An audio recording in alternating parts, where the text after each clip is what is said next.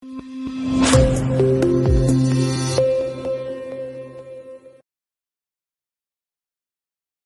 الله الرحمن الرحيم. سعيد الصدوخ، رئيس المجلس الجهوي للعدول بداية محكمة السنة بطنجة،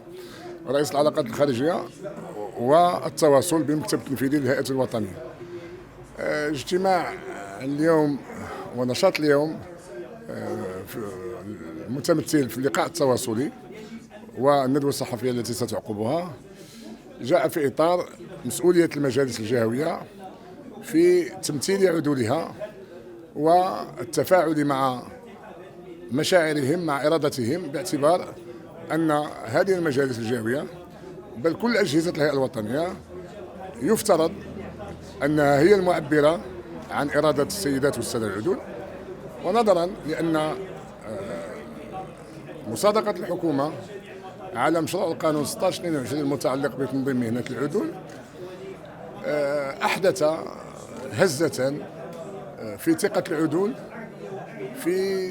الرغبة الحقيقية والإرادة الحقيقية والإرادة السياسية لدى الجهاز الوصي لإصلاح المهنة وتمكينها من قانون حداثي، من قانون منصف يتضمن توازنا بين الحقوق والالتزامات، أيضا قانونا قائما على المبادئ الدستورية وأهمها المساواة في الحقوق والالتزامات بين المهن القضائية ورفض الميز بين هذه المهن ما دامت كلها تنتمي إلى مرفق واحد هو مرفق التوثيق. نحن من خلال هذه المسؤولية أردنا أن نعقد هذا اللقاء ليجتمع السيدات والسادة العدول لمدارسة هذا القانون والخروج بموقف يعبر عن هذه القاعدة. نعم، في كل المواقع التواصلية للسيدات والسادة العدول هناك أولا استغراب شديد كيف أن هذا القانون، هذا مشروع القانون 1622 اعتبر من طرف الجميع تراجعا عما تم الاتفاق عليه من طرف الوزارة وتم إقراره في عدد من المحطات، سواء في 2017 حينما كانت هناك محاضر نهائية بعد انتهاء الحوار، سواء في 2020، سواء في 2023، بحيث أن كل مشروع قانون أو نسخة أو مسودة أو أرضية لهذا القانون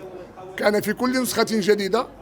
يسقط حقوقا ومكتسبات سبق الاتفاق على الوزارة عليها في المرحلة السابقة. قانون اليوم استغرب كل سيدات السادة العدول 2023 بعدما بلغ إليهم أو إلى علمهم وقع بين أيديهم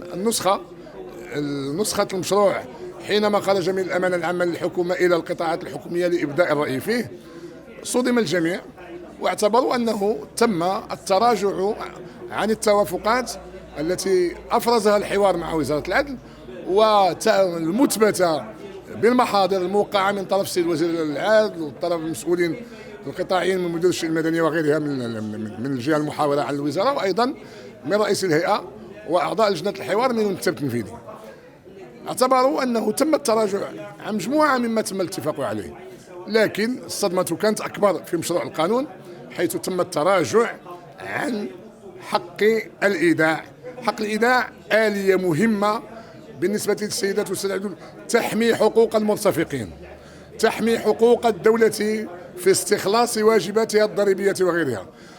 تحقق للدولة القدرة على مراقبة حركية السيولة وحركية الأموال، تحقق للمهني حق الحماية، تحقق للمرتفق ضمان حقه في حال وجود هذا العقار في حالة نزاعية أو مثقل بالتزامات أو تقييدات أو تحملات. اعتبرنا أن حق الإيداع ليس منة من الوزارة على مهنة التوثيق العدلي، وإنما هو واجب أولا نص عليه ميثاق إصلاح العدالة الذي نص أنه يجب تمتيع كل المهن القضائية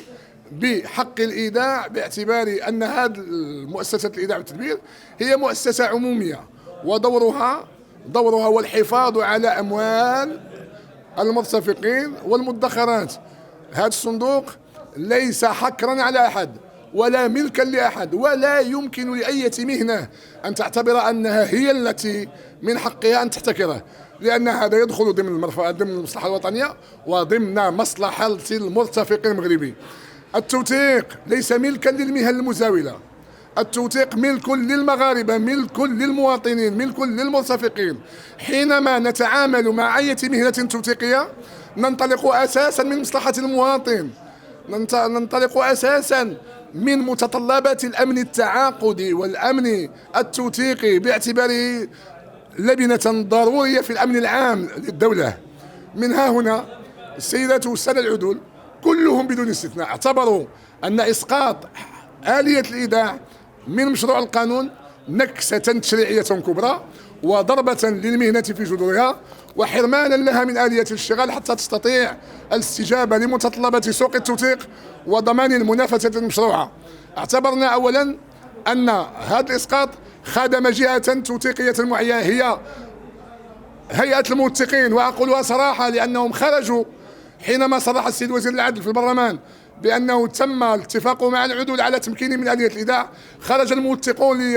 ليستنكروا هذا التصريح من وزارة العدل ويعبروا أنهم لن يتركوا العدول يحققون هذا المطلب، وأن قانونهم لن يتضمن آلية الإيداع، في تحد صارخ لكل مقتضيات الحكمة التشريعية. ليس من حق أي مهنة أن تهاجم مهنة أخرى وحقوقها، ولا أن تضغط من أجل حرمان أي مهنة من الآليات. لا العدول يملكون الحق في المطالبة بحرمان الموثقين من آليات اشتغالهم، ولا الموثقون يملكون الحق أيضا في الضغط على الوزارة من أجل انتزاع حقوق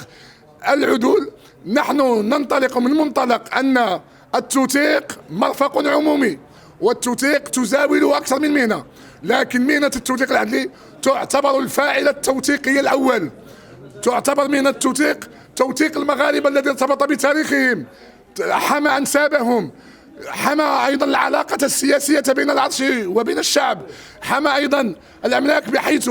أن كل المعاملات والتصرفات بالنسبة للمغاربة، بل إن كل الرسوم العقارية إن بنت أساسا على الوثائق العدلية. الوثيقة العدلية هي وثيقة القضاء للبت في النزاعات، هي الوثيقة التي تحفظ الذاكرة الاجتماعية للمغرب، هي الذاكرة التي تحفظ كل واقع وتاريخ المجتمع المغربي، بحيث من خلالها يمكن أن نعرف المجتمع المغربي في سلوكه، في علاقاته الأسرية والاجتماعية وعلاقاته المالية والتجارية والعقارية. التوثيق العدلي في ظل مشروع قانون 1622 حكم عليه بالإعدام، وحكم على المنتسبين لهذه المهنة بأن يشعروا بأن التوثيق ليس لهم وإنما لغيرهم، وأن هذه المهنة لها من يخاصمها، لها من يعادي.